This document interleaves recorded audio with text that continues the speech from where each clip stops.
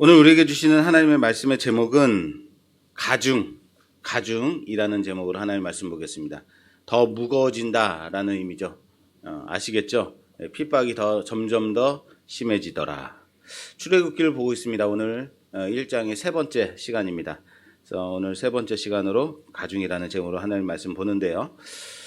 지난주와 지지난주 이제 출애굽기의 가장 좀 중요한 부분이라고 저는 생각합니다. 왜냐하면 이 출애굽기가 어떻게 진행이 될 것이며 또 어떤 포인트에서 우리가 볼 것인가를 먼저 짚었기 때문에 어떤 관점에서 우리가 이 말씀을 볼 것인가. 그래서 지난주와 지지난주의 출애굽기 강해를 여러분들도 예배를 드리셨다 하더라도 한 번씩 좀 더 들어주시는 것이 좋겠다.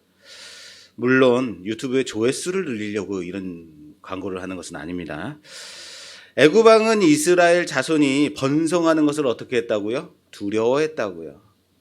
번성하는데 너무 번성하니까 무서운 거죠. 여러분 어렸을 때 아이들이 이제 자녀들이 이제 애완동물들을 많이 키우자고 하는데 우리 집도 별의별 걸 다 키워봤습니다. 뭐 심지어는 오리도 키워보고 토끼 또 다람쥐에게 물려가지고 손에 빵꾸가 난 적도 있어요. 별의별 걸 다 키워봤어요. 또 가장 가정에서 쉽게 키울 수 있는 애완동물이 뭐죠? 쥐가 햄스터. 햄스터죠. 이 햄스터를 집에서 키우다 보면 처음에는 예쁘고 귀여운데 어쨌든 동물들은 냄새가 나요. 동물은 냄새가 나는데 이 햄스터가 2마리를 키우면 좀 있으면 금방 번식을 해요. 그래서 몇 마리를 낳고 좀 있으면 또 낳고 돌아보면 그 다음날 아침에 일어나면 또 낳고 이게 너무 많이 뿌니까 나중에는 야 이걸 어떻게 하냐 이거 큰일 났다 이런 생각이 드는 거죠. 애굽 왕 바로의 마음이 혹시 이런 마음은 아니었을까? 돌아보면 또 히브리 사람들이 늘어있고 돌아보면 또 히브리 사람이 더 늘어있고 점점점 애기 우는 소리만 자꾸 나는 거죠. 어떤 마음이 들 정도로 두려운 마음이 들 정도로 야 얘네들이 우리의 반대편에서 이민족들과 힘을 합해가지고 우리를 몰아내니까 무섭다. 우리가 이들에 대하여 지혜롭게 하자. 지난 시간에 드렸던 말씀이잖아요. 왜? 히브리 사람들을 왜 두려워했다고요? 그들은 끝까지 같은 국민이 되지 않기 때문에 400년이 지난 지금까지도 애굽의 입장에서 볼 때는 그들로 남아있는 이스라엘이 아직도 우리 국민이 아니라 그들이라는 얘기예요. 그래서 애굽 왕은 이스라엘 자손에 대해서 지혜롭게 하자라고 하면서 3가지의 핍박을 시작하게 됩니다. 3가지의 핍박은 순차적으로 이루어지게 됩니다. 그 첫 번째 핍박은 지난주에 우리가 살펴봤듯이 그들에게 심한 중노동, 노역을 지우게 하는 거였습니다. 그러나 이 노동을 더하면 더할수록 노동을 중하게 했음에도 불구하고 그들은 어떻게 하더라? 번성하더라라는 거예요. 그래서 이제 2번째 핍박이 시작이 됩니다. 오늘 2번째 핍박입니다. 오늘 본문 말씀 16절 말씀 봉독해 주세요. 이르되 너희는 히브리 여인을 위하여 해산을 도울 때에 그 자리를 살펴서 아들이거든 그를 죽이고 딸이거든 살려두라. 아멘. 아멘. 자, 히브리 산파들에게 여인의 해산을 돕는 산파들에게 불러다가 말합니다. 너희는 어떻게 하라고요? 아이가 태어나거든 아들이면 해산하다가 애가 죽었다라는 것으로 처리하라라는 겁니다. 죽이라는 겁니다. 그러나 히브리 산파들은 애굽 왕보다 누구를 더 두려워했다고요? 하나님을 더 두려워한 자들이었습니다. 그래서 바로에게 말합니다. 뭐라고? 19절 봉독해 주세요. 19절. 산파가 바로에게 대답하되 히브리 여인은 애굽 여인과 같지 아니하고 건장하여 산파가 그들에게 이르기 전에 해산하였더이다 하매. 아멘. 아멘이 맞나요? 자, 내가 도착하기 전에 히브리 여인들은 그냥 순풍순풍 났더이다 라고 얘기하는 거예요. 뭡니까? 참입니까? 참이에요? 거짓이죠. 여러분, 거짓말하면 돼요, 안 돼요? 돼요? 돼요, 안 돼요? 거짓말하면 돼요, 안 돼요? 안 되죠. 그런데 산파들이 지금 바로에게 뭐 하고 있어요? 거짓말하고 있어요. 자, 그렇다면 무엇이 참이고 무엇이 거짓인가? 무엇이 선이고 무엇이 악인가? 우리가 어려서 이제 배운 우리 세대 제 또래 애들은 다 이거를 도덕책에서 봤던 것 같은데 영웅 이승복 어린이 얘기 아시죠? 이승복 공산당이 쳐들어온 거예요. 공산당이 집에 들어왔는데 용감한 우리의 이승복 어린이는 어떻게 외쳐요? 나는 공산당이 싫어요 라고 외치자 어린 아이임에도 불구하고 공산당은 그 아이를 죽이죠. 예, 그래서 우리는 공산당에 대해서 이런 적기심을 가져야 된다 이렇게 배워왔단 말이에요. 용감한 이승복 어린이. 평생 이승복 어린이에요, 이 친구는. 그런데 이 내용이 이 이야기가 사실이 아니라 지어진 이야기라는 것을 다 자란 후에 알게 되었다는 거죠. 저는 어려서 공산당은 북한에 있는 사람들은 다 늑대처럼 생긴 줄 알았어요. 정말로. 그리고 김일성은 돼지인 줄 알았어요. 우리 또르지 장군의 그 만화 영화에 영향을 받아가지고 정말로 그렇게 생긴 줄 알았어요. 어느 날 귀순 용사가 왔는데 사람인 거예요. 얼마나 놀랐는지 몰라요. 정말 사람이네. 왜? 북한 사람들은 언제나 다 귀신처럼 생기고 괴물처럼 생기고 머리에 뿔이 달리고 얼굴은 빨갛고 이렇게 무서운 줄 알았는데 사람이더라는 거예요. 그래서 얼마나 놀랐는지 몰라요. 그렇게 세뇌를 받으면서 교육을 받았던 거죠. 작년 초에 우리나라에서 히트친 드라마 중에 사랑의 불시착이라는 드라마가 있었죠. 예, 아세요? 이 남한의 재벌가의 딸이 행글라이더인가요? 뭐 이런 거 타고 북한으로 바람에 의해서 북한에 넘어갔다가 거기서 북한 장교를 만나가지고 사랑에 빠져서 남한으로 다시 돌아오는 뭐 그런 내용의 드라마인데 이 드라마에 문제가 제기된 게 있어요. 문제가 뭐였냐면 북한의 장교가 현빈이야, 현빈. 아니 어떻게 북한에 저렇게 멋있는 남자가 있을 수 있느냐? 왜 북한을 저렇게 멋있는 사람으로 캐릭터를 만들었냐? 말이 되냐? 안 된다. 라는 내용으로 문제가 된 적이 있어요. 북한에는 정말 멋있는 남자가 없을까요? 멋있는 예쁜 여자가 없을까요? 남한에만 그런 사람이 있을까요? 그런데 우리는 어려서부터 이런 교육을 받으며 이런 의식 속에서 자라났다라는 거예요. 무엇이 과연 선이고 무엇이 과연 거짓인가? 무엇이 과연 참이고 무엇이 과연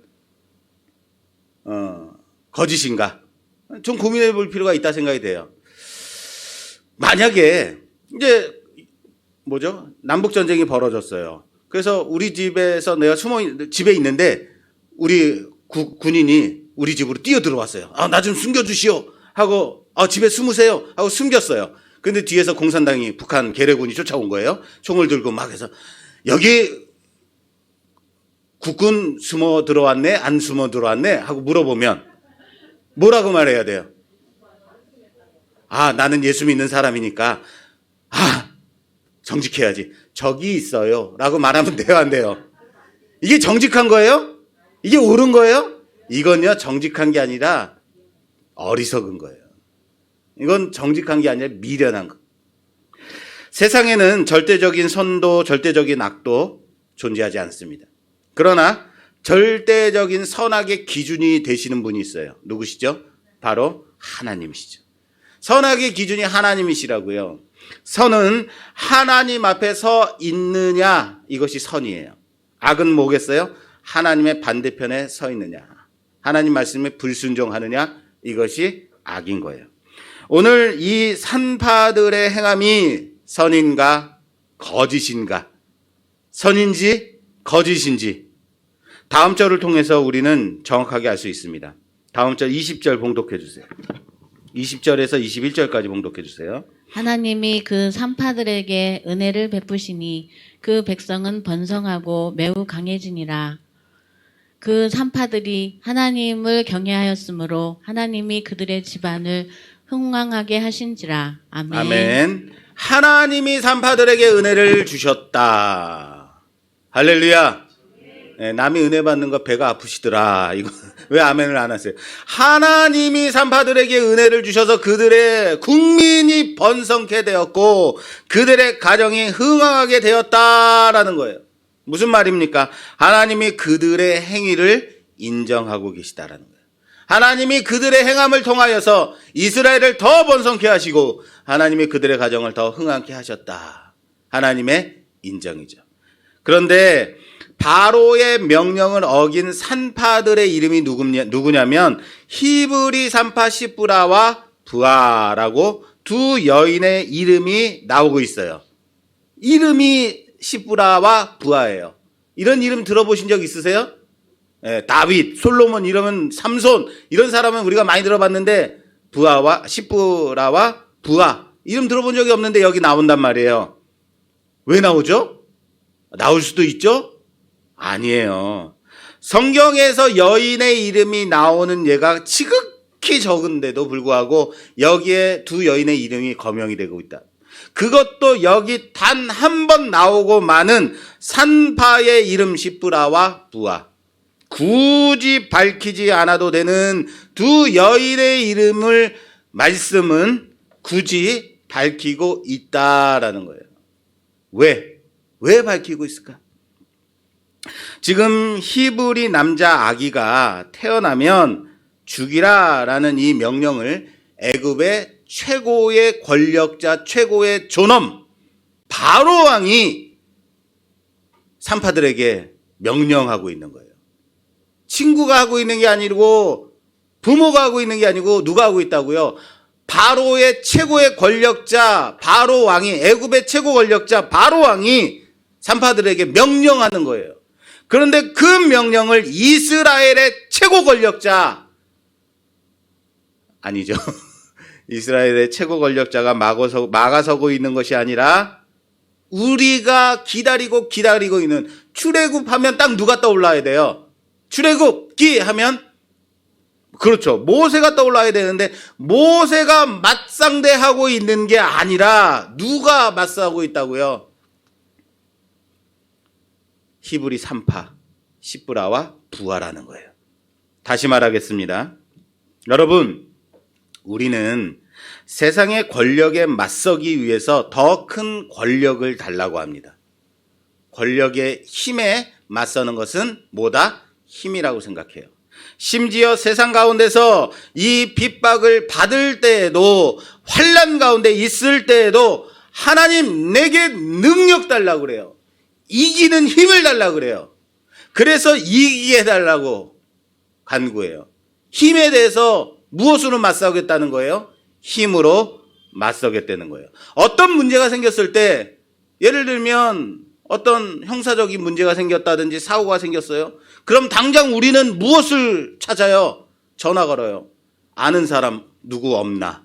이 문제를 해결해 줄 수 있는 사람이 누가 없나? 찾는단 말이에요. 힘에 대해서 뭐를 요구해요? 힘을 찾는다. 힘으로 맞서야 한다는 생각을 우리도 똑같이 갖고 있다라는 거예요.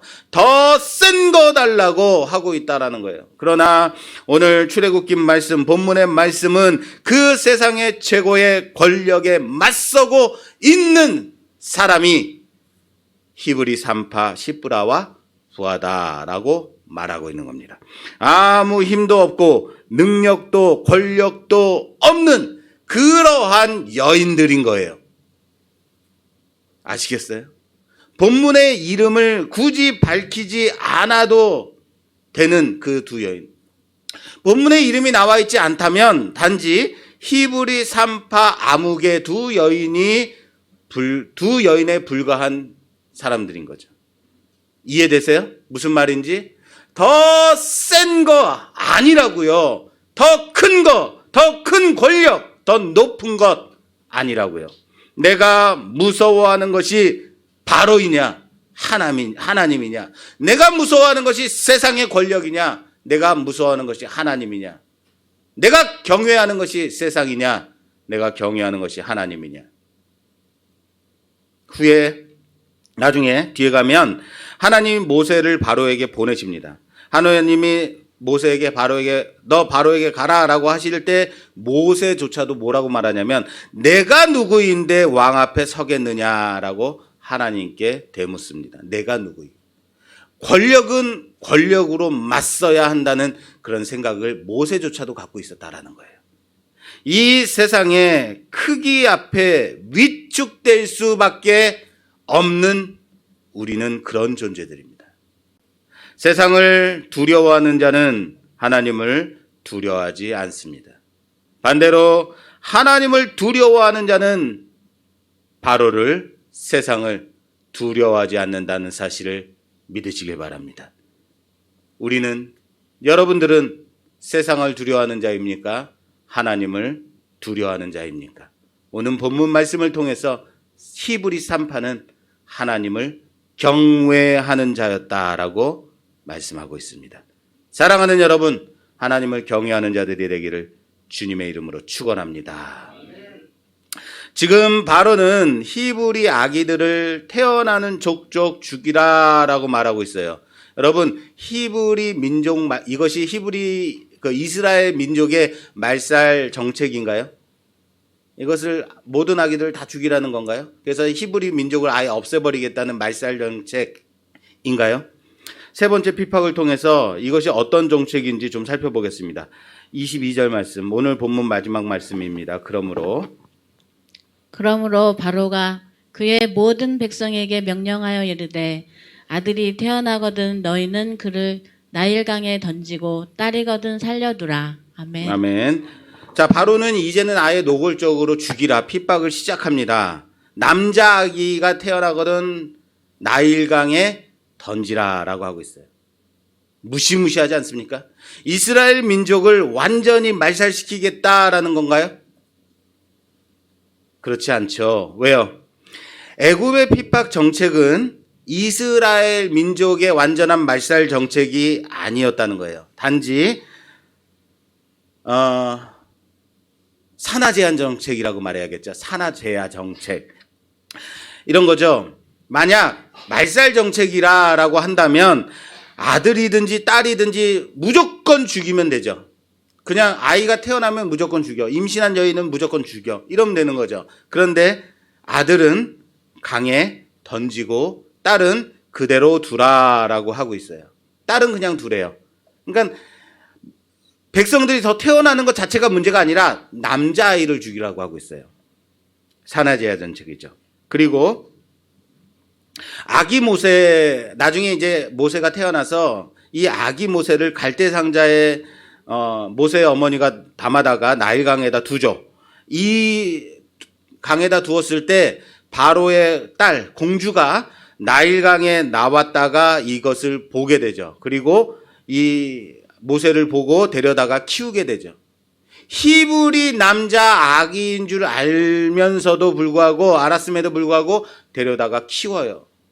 여러분, 애굽이 이스라엘에 대해서 말살 정책을 폈다면 아무리 애굽 왕의 딸이 데려온 아이라 할지라도, 공주가 데려온 아이라 할지라도 히브리 아기면 어떻게 하겠어요? 죽이겠죠. 그런데 이것은 말살 정책이 아니라 산하제한 정책이에요. 그래서 아이가 하나 둘 더 데려다 키운다 할지라도, 하나 둘 살아있다 하더라도 문제될 게 없는 거예요. 공주는 히브리 아기를 데려다가 키우게 되죠. 말살 정책이 아니기 때문에. 이렇게 하나 더 키운다고 문제될 것은 아니다라는 거예요. 정책이니까. 바로 왕은 두 번째 핍박까지는, 산파들에게까지는 너희는 몰래 가가지고 출산을 도울 때 남자 아기면 죽여라 라고 소수의 인원들을 데려다가 명령을 하죠. 그러나 히브리 산파에게 몰래 시켰지만 그것이 들어지지 않자 이제 세 번째로는 어떻게 해요? 이스라엘이 번성함으로 인해서 이제는 어떻게 하냐면 모든 국민에게, 22절에 모든 국민에게 명하여 이르되 이스라엘 자손이 아들을 낳으면 나일강에다 던져서 죽이라 라고 말하고 있어요. 노골적이 되어버렸죠. 이제는 남자아이는 무조건 다 죽이는 거야. 모든 국민이 이 일을 하라라고 말하고 있어요. 우리는 세상의 방식을 잘 알아야만 합니다. 세상은 어느 정도까지는 이것이 유혹인지 핍박인지 모를 정도로 성도를 잠식해 온다고요. 하나님을 떠나도록, 하나님 반대편에 서도록 끌어당긴다고요. 재물을 통해서, 유혹을 통해서 더 편한 조건을 주면서, 그래, 이렇게 하나님 믿어도 괜찮아. 이렇게 예수님 믿는다고 해. 괜찮아. 내가 더 많은 걸 줄게. 이게 핍박인지 유혹인지 모른단 말이에요. 시험인지. 그러나 아무리 유혹하고 핍박한다 할지라도 끌어당김에도 불구하고 세상의 뜻대로 되어지지 않을 때는 노골적으로 하나님의 반대편에서 핍박하더라라는 거예요. 왜 노골적이 되었을까요? 어차피 내 것이 아니니까요. 어차피 내 편이 되지 않기 때문인 거죠. 내 국민이 아닌 그들일 뿐이기 때문에 그런 겁니다. 그런데 여기 세 번째 핍박에서 우리가 좀 관심을 가지고 봐야 될 부분이 있습니다. 자, 22절에 보면 아들이 태어나거든 그 아기를 나일강에 던지라라고 우리 성경엔 되어 있는데, 여기서 나일강이 아니라 이 앞에 뭐가 있냐면 영어로는 더입니다. THE, 더라는 정관사가 붙어 있어요. 정관사가 붙어 있어요. 그 나일강, 그 물이라는 말이에요. 히브리 말로 하마예마라는 말이 붙어 있어요. 그 나일강, 그 물이라고 말하고 있어요. 국민들이 나일강 그곳이라고 말하면 다 같이 아는 그곳인 거예요. 무슨 말인지 알겠어요? 여러분, 나일강 아무 데나 던져서 죽이라는 게 아닙니다. 던져서 죽이는 게 목적이 아닙니다. 히브리 남자 아기를 죽이는데 목적이 있었다면 보이는 대로 어떻게 하면 돼요? 사람을 시켜다가 군인들을 동원해서 죽이면 되는 거죠. 그런데 죽이는 게 목적이 아니었다는 거예요. 나일강에다 던지는 게 목적이에요. 아시겠어요? 보세요. 나일강의 그곳에다가 아기를 던지라라고 말하고 있습니다. 상식적으로 볼 때 여러분, 아기가 태어나는 집이 나일강 옆에 있는 집일까요? 이스라엘 백성들이 다 나일강 옆에만 이렇게 쪼로록 옹기종기 살았을까요? 어느 집은 나일강 옆에도 있을 수 있겠지만 어느 집은 나일강에서 아주 먼 곳도 있겠죠. 이스라엘 자손이 나일강 근처에만 사는 것이 아님에도 불구하고 아기가 태어나면 나일강 그곳에다 던지래요. 바로는 비효율적으로 아들이 나면 나일강 그곳에 그 물에다 던지라라고 하고 있다는 사실을 아시기를 바랍니다. 무슨 의미냐면요, 이거예요. 뒷장으로 좀 넘어가 볼게요. 2장에 가면, 뒷장으로 넘어가면 바로의 공주가, 바로의 딸이 나일강에 나와서 목욕을 하는 장면이 나와요. 거기서 모세가 담긴 갈대 상자를 보게 되죠. 여러분, 자, 2장 5절 6절 볼게요. 5절 6절 봉독해 주세요. 바로의 딸이 목욕하러 나일강으로 내려오고 시녀들은 나일강가를 거닐 때에 그가 갈대 사이에 상자를 보고 시녀를 보내어 가져다가 열고 그 아기를 보니 아기가 우는지라. 그가 그를 불쌍히 여겨 이르되 이는 히브리 사람의 아기로다. 아멘. 우리가 다음 주에 볼 본문입니다. 자, 애구방의 궁전에는 시원하고 깨끗한 물이 없어서 나일강에 나와서 목욕할까요, 공주가? 이 물이 어디냐면 그냥 야외 목욕탕이죠.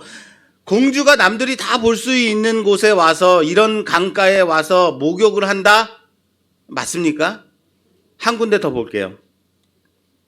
나중에 모세와 아론이 내 백성 이스라엘을 데려가겠다라고 말할 때 바로가 안 된다라고 말하죠. 그랬더니 그 다음날 아침에 일어난 일입니다. 7장 14절에서 16절까지. 여호와께서 모세에게 이르시되 바로의 마음이 완강하여 백성 보내기를 거절하는도다. 아침에 너는 바로에게로 가라. 보라, 그가 물 있는 곳으로 나오리니 너는 나일 강가에 서서 그를 맞으며 그 뱀 되었던 지팡이를 손에 잡고 그에게 이르기를 히브리 사람의 하나님 여호와께서 나를 왕에게 보내어 이르시되 내 백성을 보내라. 그러면 그들이 광야에서 나를 섬길 것이니라 하였으나 이제까지 내가 듣지 아니하도다. 아멘. 자, 그리고 아론이 지팡이를 나일강을 향해서 내밀자 모든 강물과 애굽의 모든 물들이 피로 변하게 되죠. 첫 번째 재앙. 자, 그런데 여기에서 모세가 아침에 나가서 만난 곳 어딘가요, 여기가? 물에 나가서 만나래요. 애굽 왕 바로를 만나는 곳이 바로 나일강으로 되어 있는데, 그런데 히브리 원어에서는 바로 여기도 하마예마라는 단어가 써 있어요. 그 물에서 만나라라고 하나님이 말씀하세요. 나일강이, 여러분 나일강이 얼마나 크고 긴지 아십니까? 하나님이 야 나일강 가서 만나. 그러면 어디, 나일강 어디요? 야, 여러분 여러분 다음 주는 우리 한강에 가서 예배를 드리겠습니다. 한강에 나오세요. 그러면 여러분 어디로 나오실 거예요 도대체? 최소한 중랑천에서 만난다고 하더라도 중랑천이 이게 보통 길이에요? 어디서요? 어디? 나일강이 아니고 정관사 그 물이라고 돼 있다는 얘기예요. 그 물 뭡니까? 바로가 매일 아침마다 나오는 그 물이라는 거예요. 왜 아침마다 그 물로 나오는 거예요? 애굽 왕궁에는 물이 없어서요? 자, 그리고 하나님은 모세에게 그 물에서 만나라고 말씀하세요. 그 물이라고 말씀하세요. 정확하게. 그 물이라고 하면 모세도 아는, 어디인지 아는 그 물인 거예요. 어디요? 어딘지를 아는 그 물이에요. 히브리 아기들이 던져졌던 그 물인 거죠. 던져졌던 그곳의 그 물인 거예요. 모세가 아는, 모세가 애굽 공주에게 발견되었을 때의 그 물인 거죠. 아침마다 애굽 왕 바로가 항상 나오는 그 물, 그곳인 거죠. 그리고 그 물이 나일강인 거죠. 애굽 왕 바로가 아침마다 나와서 뭐 했을까요? 아침마다 나오는 그 물, 그곳의 그 물, 거기서 뭐 했을까요? 물에서 물싸움하고 장난쳤을까요? 더우니까 물놀이 했을까요? 아침마다? 왕이? 아니죠. 나일강 신에게 제사를 드리는 거죠. 나일강 신에게 제사를 드리는 거죠. 애굽의 어머니 신, 풍요의 신 나일강의 신에게 아침마다 제사를 드리는 제례, 의식을 거행하는 그곳이에요. 그 물, 그곳. 그곳 그물에서 드리는 제사. 그렇습니다. 애굽 왕 바로가 히브리 남자 아기가 태어나거든 너희는 그 물에다가 그 아기를 던지라라고 말해요. 히브리 남자 아기가 태어나거든 너희는 나일강 그 물에다 던지라라고 말한다고요. 왜요? 왜 던지는 거예요? 죽이는 게 목적이 아니라고요, 여러분. 죽이는 것은 그냥 칼로 죽이는 게 가장 쉬워요. 총으로 쏴서, 총이 없었죠. 죽이는 게 가장 쉬워요. 죽이는 게 목적이 아니라고. 목적이 어디에 있다고요? 자신의 신에게 바치라는 거예요. 이것은 일종의 자신의 신에게 드리는 제례 의식이었다라는 거예요. 여러분 생각해 보세요. 이스라엘이 생육하고 번성해서 두려울 정도로 많이 불어나요. 두려워서 산하 제한 정책을 펼치고자 해요. 바로 왕은 첫째는 무거운 짐을 지워서 이스라엘의 생산을 막으려고 합니다. 피곤해서 골아 떨어지도록 밤에 딴짓하지 말라고. 그런데 그들은 번성하더라라는 거예요. 그럼에도 번성하더라. 둘째, 산파들을 시켜가지고 산파들을 동원해서 히브리 남자 아기가 태어나거든 죽이라라고 했으나 그럼에도 불구하고 그들은 번성하더라라는. 그래서 생각한 거죠. 야, 이거 사람의 힘으로 안 되겠구나. 아니, 갑자기 처음에 평양으로 시작했더니 사람의 힘으로 안 되겠구나라는 거죠. 이거는 사람의 힘으로 되는 게 아니구나 생각했던 거죠. 뭡니까? 그래서 그들의 신을 의지해서 이 번성하는 이스라엘 자손을 자신들의 신이 막아달라는 재래의식을 하겠다라는, 죽이는 게 목적이 아니라 자기의 신에게 바침으로 인해서 이 이스라엘의 생산을, 그래서 나일강 그 물 그곳에 히브리 남자 아기를 던지라라고 명령하고 있는 거예요. 이해되세요?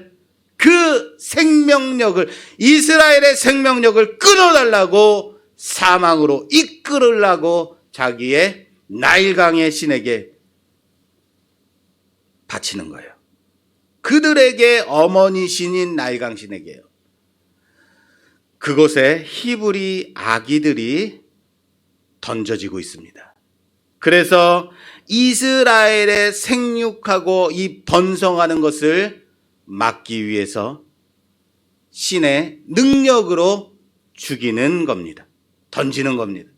그런데 그곳에서 죽였는데도 불구하고, 던졌는데도 불구하고 죽지 않고 살아나온 아기가 있어요. 그가 바로 모세. His name is Moses. 자신들이 죽으라고 던져 넣은 어머니 신의 그물에서 나온 아기가 자신들을 무너뜨리고 히브리 노예들을 데리고 나갈 모세. 그 모세가 그 물에서 나오게 되는 거예요. 멋지지 않습니까? 야, 정말로 스펙타클하지 않습니까? 그 물에서의 구원, 모세인 거죠. 개봉박두. 다음 주에 계속됩니다. 궁금해서 일주일 어떻게 지내나. 자, 출애굽기를 볼 때에 이스라엘과 애굽의 구도로 보게 됩니다. 이스라엘과 애굽. 그리고 하나님의 백성과 세상의 구도에서 보게 됩니다. 우리는 출애굽기를 시작하면서 서론적으로 이렇게 시작했습니다. 요셉을 아는 모든 사람들은 다 죽었고 인간적으로 의지할 것 없을 때, 그러나 하나님은 이스라엘로 번성케 하시더라. 하나님의 열심, 세상에 대하여 같은 자들로 우리로 남지 않고 있을 때에, 영원한 그들로 남아 있을 때에 하나님은 번성케 하시더라. 믿으십니까? 세상은 하나님의 백성을 자신의 것으로 만들려고, 무너뜨리려고 가진 애를 다 쓰죠. 그러다 그렇게 자신의 편이 되지 않으면, 우리가 세상과 똑같은 우리가 되어지지 않으면 끝내는 자신들의 신에게 던지더라. 그러나 그럼에도 세상을 두려워하지 않고 하나님을 경외하는 자들은 더 번성하더라라는 사실을 믿으시길 바랍니다. 뭐죠? 하나님의 언약의 성취죠. 한 지인의 페이스북에 이런 글이 올라와 있더라고요. 좀 보여주세요. 그래서 제가 옮겨왔습니다. 이렇게 써 있었습니다. 부모로 자녀를 키우는 것이 아닙니다. 제가 부모로서 자라나는 것입니다. 교사로 학생을 가르치는 것이 아닙니다. 제가 교사로 배워가는 것입니다. 저는 여기에다가 두 가지를 더 붙이고 싶습니다. 보여주세요. 목사로 성도를 양육하는 것이 아닙니다. 제가 목사로 만들어져 가는 것입니다. 교회를 건축하는 게 아닙니다. 우리 모두가 교회 공동체로 세워져 나가는 것입니다. 사랑하는 여러분, 우리 말씀교회 성도로 이렇게 함께 해주시면 감사합니다. 저는 더 목사로 자라가겠습니다. 목사로 세워져 가겠습니다. 목사로 배워가겠습니다. 여러분 또한 신앙 공동체로, 우리 말씀교회의 공동체로 함께 세워가는 여러분 되시기를 부탁을 드립니다. 그렇습니다. 밤이 깊을수록 무엇이 가깝다고 하죠? 새벽이 가깝다고 합니다. 터널에 깊이 들어가면 들어갈수록 출구로 가는 길이 가까워지는 거죠. 작년 코로나로 인해서 너무나도 힘든 어두움의 1년을 지났다고 생각이 됩니다. 언제 끝이 날까? 그러나 깊으면 깊을수록 새벽이 가까워지고 출구가 가까워짐을 우리는 보게 될 것입니다.